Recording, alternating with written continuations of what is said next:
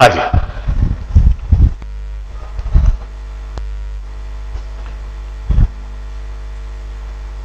मैं सबसे पहले अब कुछ सवाल पूछता हूं और आगे की बात समझाते जाता हूं।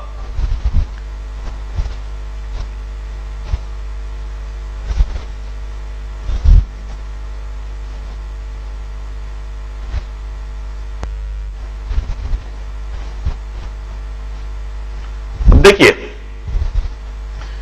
बोल्ट्जमैन ने यह जो थ्योरी सजेस्ट कर, this theory describes the behaviour of any ideal gas. Boltzmann की जो काइनेटिक थ्योरी है, it describes the behaviour of any ideal gas. यदि कोई आइडियल गैस होती तो वह बिल्कुल इस तरह से बिहेव करती जैसा बोल्ट्जमैन ने यह समझा रखा। मगर क्या इस यूनिवर्स में कोई सी भी चीज परफेक्टली आइडियल है? I will say no. इस यूनिवर्स में ऐसी कोई सी भी चीज नहीं है जो परफेक्टली आइडियल हो। हर चीज में थोड़ी ना थोड़ी नॉन आइडियलिटी होती ही है। गैसेस भी, ऐसी कोई सी भी गैस नहीं है जो परफेक्टली आइडियल हो। हर गैस में हल्का हल्का non ideal nature, non ideal behaviour होता है, दिखता है। और हमारे चारों तरफ जितनी भी गैस दिख रही है, इनमें भी थोड़ा थोड़ा नॉन आइडियल नेचर है। मगर फिर भी ऑक्सीजन और नाइट्रोजन गैस का जो बिहेवियर है, that is very close to ideal behaviour. हमारे चारों तरफ मिलने वाली ऑक्सीजन गैस और हमारे चारों तरफ मिलने वाली नाइट्रोजन गैस, इन दोनों गैस का behaviour it's very close to ideal behaviour. और इनफैक्ट इन्हीं दोनों गैस का इस्तेमाल करते हुए जितने भी गैस लॉ सजेस्ट करे गए हैं, वो इन्हीं दोनों गैस के इस्तेमाल से सजेस्ट करे गए हैं। इन्हीं दोनों गैस के साथ में एक्सपेरिमेंट करा गया था और वह लॉ कंक्लूड करे गए थे।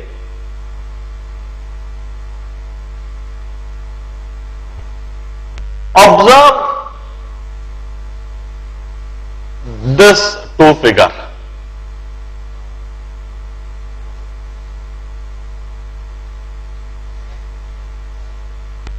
This is and this is figure 2. Which figure suggests the possible path of a gas molecule?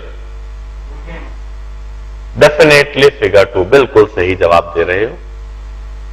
किसी गैस मॉलिक्यूल का ऐसा कर्वीलिनियर, ऐसा कर्व में कोई पाथ नहीं हो सकता। ये पाथ किसी मक्खी का हो सकता है, मच्छर का हो सकता है, मगर ये पाथ कभी किसी गैस मॉलिक्यूल का नहीं हो सकता। This suggest a possible path of a gas molecule. इसमें खास बात, हमें हमेशा स्ट्रेट लाइन दिख रही है। गैस मॉलिक्यूल स्ट्रेट लाइन में ट्रेवल कर रहा है और कोलिजन होने पर वह अपना डायरेक्शन चेंज कर रहा है। हम कहते हैं इधर से गैस मॉलिक्यूल इधर टकराया, इधर से आते हुए इधर टकराया, इधर से टकरा के वो इधर तक गया बिल्कुल स्ट्रेट लाइन में, और फिर अगली बार जब वो यहां पर पहुंचा तो कोलाइड करके फिर इधर मुड़ गया। इधर से इधर तक गैस मॉलिक्यूल स्ट्रेट लाइन में ट्रेवल करा। गैस मॉलिक्यूल इधर एक बार टकराया और गैस मॉलिक्यूल इधर एक बार टकराया। इस तरह से गैस मॉलिक्यूल इधर और इधर टकराया। अब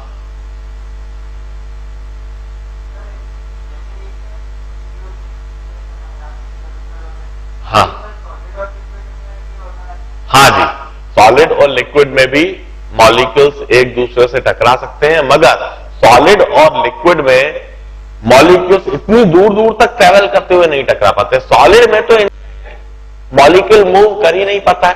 सॉलिड में तो मॉलिक्यूल अपनी ही जगह पर खड़ा होकर वाइब्रेट करता और आसपास वालों से ऐसे होगा, ठीक है ना। वो ऐसे सीधे जाके कहीं से टकराएगा, ऐसे सीधे जाके कहीं टकराएगा, ऐसा नहीं हो सकता।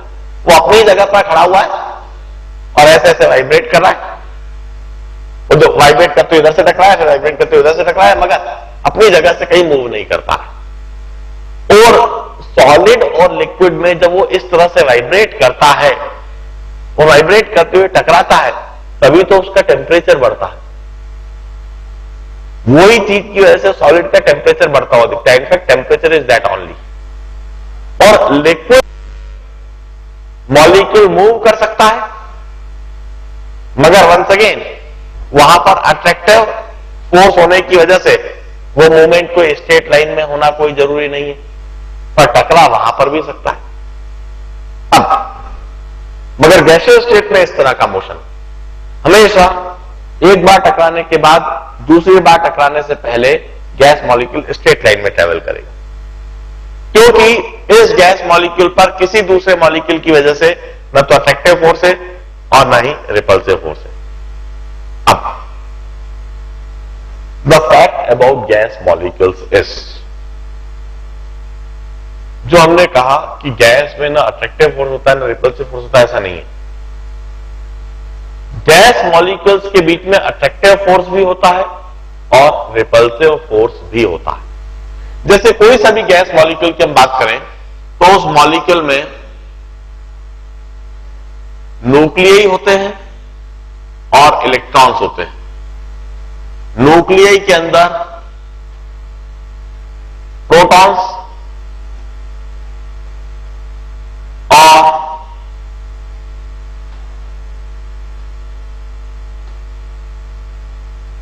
न्यूक्लियई के बाहर इलेक्ट्रॉन्स। यह एक गैस का एटम है। इस तरह से यह दूसरा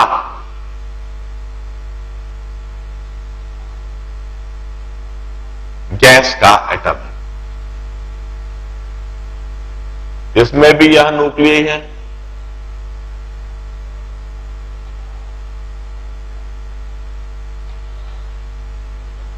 और यह इलेक्ट्रॉन्स है। अब हम कहते हैं इन न्यूक्लियई और न्यूक्लियई के बीच में रिपल्सिव फोर्स होएगा।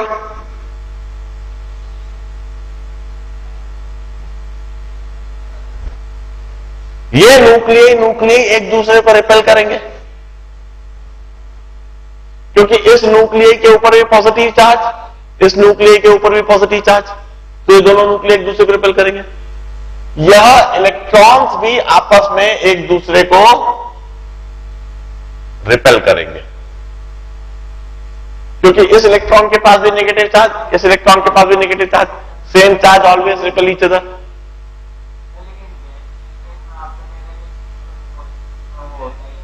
अरे मैं वही तो आगे बता रहा हूं कि बोल्ट्जमैन ने जो भी कुछ कहा वो तो आइडियल गैस के लिए कहा ना। अभी मैं उसी के आगे की बात समझा रहा हूं कि वो तो आइडियल गैस के लिए था, मगर कोई सी चीज परफेक्टली आइडियल नहीं होती है, और कोई सी चीज परफेक्टली आइडियल क्यों नहीं होती है उसकी वजह समझा रहा हूं। यही बात समझ आ रही है? बोलो हाँ है ना? मतलब मैं यह समझा रहा हूं कि बोल्ट्जमैन ने जो कुछ कहा वो आइडियल गैस के लिए था, मगर कोई सी गैस आइडियल तो होती नहीं है, तो कोई सी गैस आइडियल क्यों नहीं होती है यह बता रहा हूं सबसे पहले। तो उसे ऐसी बात पे नोबेल प्राइज मिलता है जो होता है। अरे भाई यही तो बात है।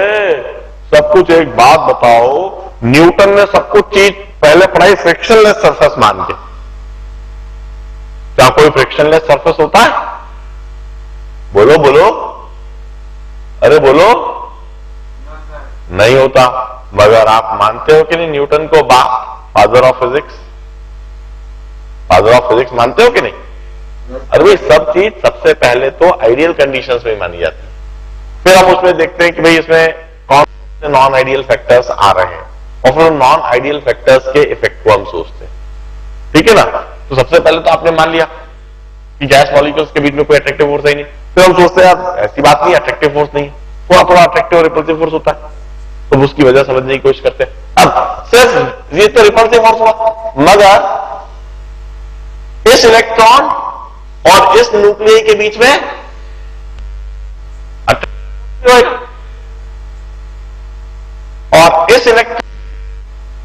इस न्यूक्लियई के बीच में अट्रैक्टिव फोर्स भी होगा। कहने का मतलब इन दोनों एटम के बीच में रिपल्सिव फोर्स भी है और इन दोनों एटम के बीच में अट्रैक्टिव फोर्स भी है। अब यदि ये रिपल्सिव और अट्रैक्टिव फोर्स दोनों बराबर हो जाए तो बोल्ट्जमैन की बात सही हो जाएगी। मगर यदि यह बराबर नहीं हो तो मॉलिक्यूल्स के बीच में नेट अट्रैक्टिव या नेट रिपल्सिव फोर्स दिख सकता है। And in fact one would always observe that generally attractive forces dominate when molecules are separated by large distance, while when molecules get very close to each other, repulsive forces starts dominating. ये एक बड़ा important point है। Generally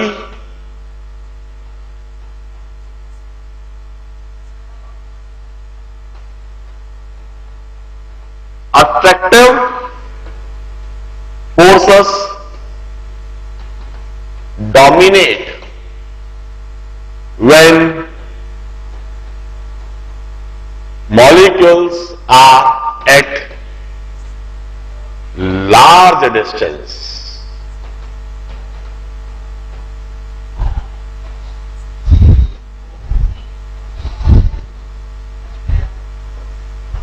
While repulsive force dominate when molecules get very close to each other. While repulsive forces dominates when molecules get very close to each other. Now this is a very important point. मैं आपको बता दूं, ये सिर्फ gas molecule के nature को ही नहीं बता रहा हूं, ये तो मैं ओवरऑल पूरे प्रकृति के नेचर को ही बता रहा हूं। ये तुम्हारा और मेरा नेचर भी है। We are generally attracted by somebody when we are away from him. जब हम किसी से दूर होते हैं ना तो हमें बड़ा अट्रैक्टिव लगता है, हमें उसके पास में जाने की इच्छा करती है। और जब हम उसके कुछ ज्यादा चले जाते हैं ना तो उसमें फिर हमें बुराइयां दिखने लगती है, फिर उसमें हमें खामी दिखने लगती है। Then we start repelling that. So generally this is the nature of universe. ये सिर्फ मॉलिक्यूल्स का ही नहीं है, ये तो बल्क मैटर का भी नेचर दिखेगा आपको, माइक्रोस्कोपिक लेवल पर भी और मैक्रोस्कोपिक लेवल पर भी। Generally attractive forces dominate when molecules are at large distance. जब मॉलिक्यूल्स लार्ज डिस्टेंस पर होते हैं ना तो वो एक दूसरे को अट्रैक्ट करते हैं, उनके बीच में अट्रैक्टिव फोर्स डोमिनेट करता है। But when they get very close to each other, जब मॉलिक्यूल्स एक दूसरे के काफी करीब आ जाते हैं तो काफी करीब आने पर मॉलिक्यूल्स के बीच में रिपल्सिव फोर्स डोमिनेट करने लगता है। while repulsive force dominate when molecules get very close to each other. Now this is a generalized behavior of gas molecules. ये गैस मॉलिक्यूल्स का जनरलाइज्ड बिहेवियर है। अब इस बिहेवियर की वजह से क्या होता है, फॉर एग्जांपल यह एक मॉलिक्यूल है जो इस डायरेक्शन में मूव कर रहा है और यह दूसरा गैस मॉलिक्यूल है जो इस डायरेक्शन में मूव कर रहा है। यह दोनों गैस मॉलिक्यूल्स है, यह दोनों मूव कर रहे हैं और यह दोनों मूव करते हुए इस तरह से एक दूसरे की तरफ बढ़ रहे हैं, एक दूसरे को अप्रोच कर रहे हैं और एक दूसरे को अप्रोच करते हुए उन्हें इस जगह पर टकराना चाहिए। इस जगह पर दोनों मिलना चाहते, टकराना चाहते, मगर जब तक वो दूर है तब तक तो कोई बात नहीं, वो एक दूसरे की तरफ बढ़ रहे हैं। मगर जैसे जैसे वो एक दूसरे के करीब आएंगे, करीब आने पर दोनों के बीच में रिपल्सिव फोर्स डोमिनेट करने लगेगा। रिपल्सिव फोर्स के डोमिनेट करने की वजह से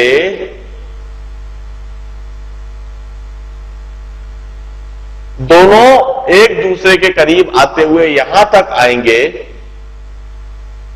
और यहां तक आते आते रिपल्सिव फोर्स इतना अधिक हो गया कि इसके बाद वो एक दूसरे के और करीब आ ही नहीं सकते। और यहां तक आने के बाद रिपल्सिव फोर्स काफी अधिक हो जाने से यह मॉलिक्यूल इस तरीके से लौट जाएगी।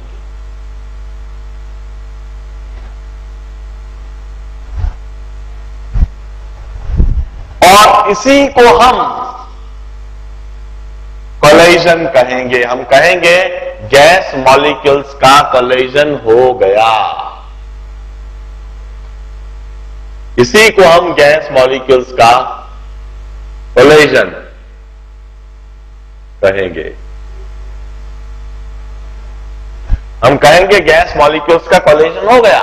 ये मॉलिक्यूल इधर आया, टकराए और अलग। This is colliding gas molecules.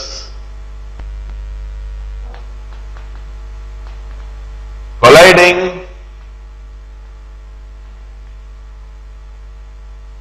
gas molecules. और खास बात, during this collision there is no physical contact between the gas molecules. There is energy का लॉस होती होगी ना। वही तो मैं बोल रहा हूं, फिजिकल कांटेक्ट ही जब नहीं हुआ तो एनर्जी के लॉस का सवाल ही नहीं है। देयर इज नो, जैसे फोर्स लगाने में एनर्जी तो लगेगी। क्यों क्यों एनर्जी लगेगी भाई? फोर्स लगाने में कोई एनर्जी नहीं लगती है। जैसे यह चौक है, मैंने ऊपर फेंका, अर्थ ने नीचे खींचा, जिस एनर्जी से ऊपर फेंका उसी एनर्जी से नीचे आ गया। फोर्स लगाने में कोई एनर्जी खर्च नहीं है। There is no physical contact during collision gas molecules. Gas molecules के कोलिजन के दौरान उनके बीच में कोई फिजिकल कांटेक्ट नहीं होता है। ध्यान रहे, एनर्जी का लॉस हमेशा वहां पर हो जाता है जब कोलिजन के दौरान फिजिकल कांटेक्ट हो जाए। जैसे जब इस चौक का मैंने छोटा सा पीस लिया, जब इस चौक को मैं बोर्ड से हिट करवाता हूं, जब ये बोर्ड से हिट करता है तो चौक और बोर्ड के बीच में एक फिजिकल कांटेक्ट हो गया। जब वह फिजिकल कांटेक्ट हो गया तो उस फिजिकल कांटेक्ट के दौरान हीट एनर्जी, साउंड एनर्जी वो अपीयर होने लगी। और वो एनर्जी जब अपीयर होने लगी तो टोटल मैकेनिकल एनर्जी लॉस हो गई। तो वह नॉन इलास्टिक कोलिजन हो गया क्योंकि उसमें एनर्जी का लॉस हुआ। मगर गैस मॉलिक्यूल्स जब एक दूसरे के करीब आ रहे हैं, गैस मॉलिक्यूल्स जब एक दूसरे से टकरा रहे हैं, तो उस टकराने के दौरान जब वो करीब आते हैं तो उनके बीच में रिपल्सिव फोर्स इतना अधिक बढ़ जाता है कि एक पर्टिकुलर डिस्टेंस से करीब वो आना चाहे भी तो नहीं आ सकती और वो इस तरह से टकरा के लौट जाते हैं। इसी को हम गैस मॉलिक्यूल का कोलिजन कहते हैं।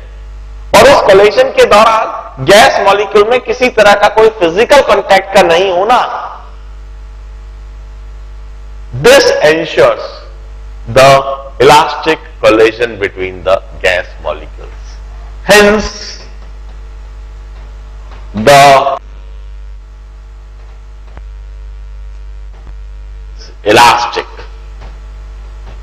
there is no loss of energy during the collision. इसी वजह से collision के दौरान किसी तरह से कोई एनर्जी का लॉस नहीं होता है.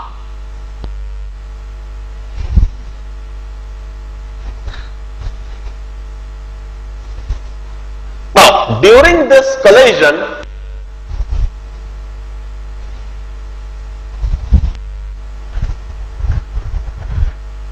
this gas molecules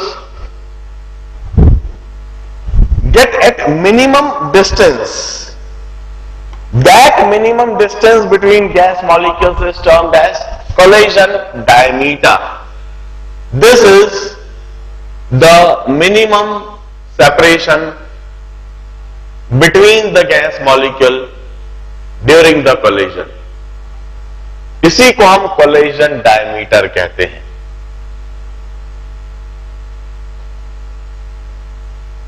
Collision diameter, we denote it by sigma. It's the minimum separation between the gas molecules during collision. It's minimum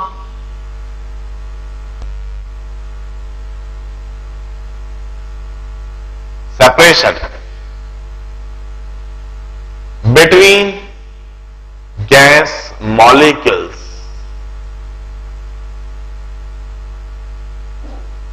during the collision.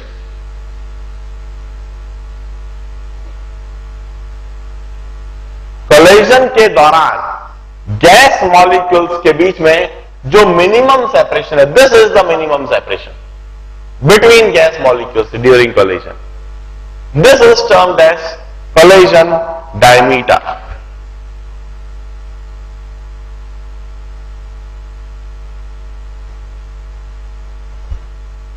That we used to define mean free path.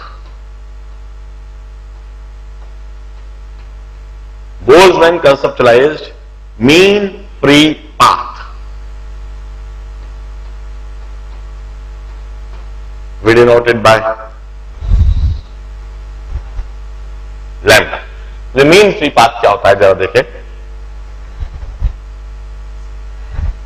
दो collisions के बीच में molecule straight line में travel कर रहा है. The distance travelled by the molecule between two successive collision is termed as free. मैं समझाता हूं, इस फिगर को साफ कर देता हूं. बिल्कुल, मैं थोड़ा बड़ा बनाऊंगा. देखिए, जैसा मैंने बताया, this is possible path of a gas molecule. यह गैस मॉलिक्यूल का एक पॉसिबल पाथ है. इसमें हम कहते हैं गैस मॉलिक्यूल एक बार इस जगह पर टकराया होगा और एक बार गैस मॉलिक्यूल इस जगह पर टकराया होगा. इधर से आते हुए वह इधर टकराया होगा और एक बार वह इधर से आते हुए इधर टकराया होगा. सक्सेसिव कोलिजन देखें तो इस जगह पर एक कोलिजन है और एक बार इस जगह पर कोलिजन है. इन दोनों कोलिजन के बीच में मॉलिक्यूल यहां से यहां तक स्ट्रेट लाइन में ट्रेवल करा है. इन दोनों कोलिजन के बीच में मॉलिक्यूल यहां से यहां तक स्ट्रेट लाइन में ट्रेवल करा है. This distance from here to here we call it free path. The distance travelled by the molecule between two successive collisions. The distance travelled by the molecules between two successive collisions. This is termed as free path. अब हम कहते हैं mean free path.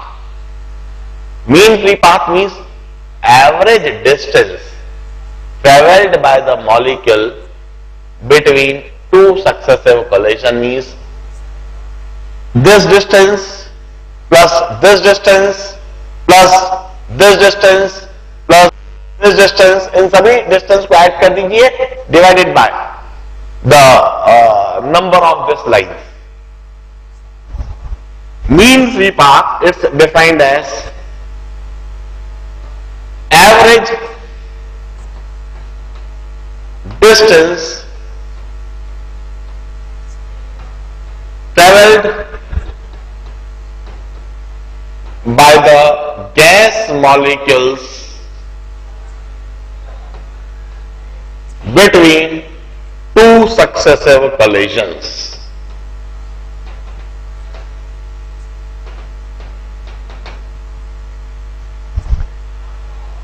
And this is given by 1 by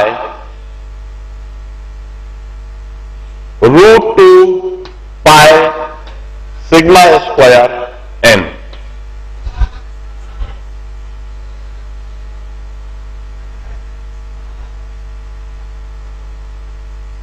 This mean free path is given by 1 by root 2 pi sigma square n. Root 2 constant है, pi constant है, sigma is collision diameter and n is number of molecules per unit volume. N is number of molecules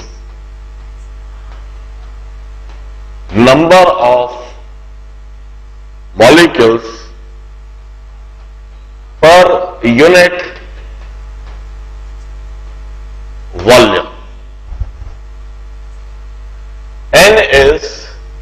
This is the expression for mean free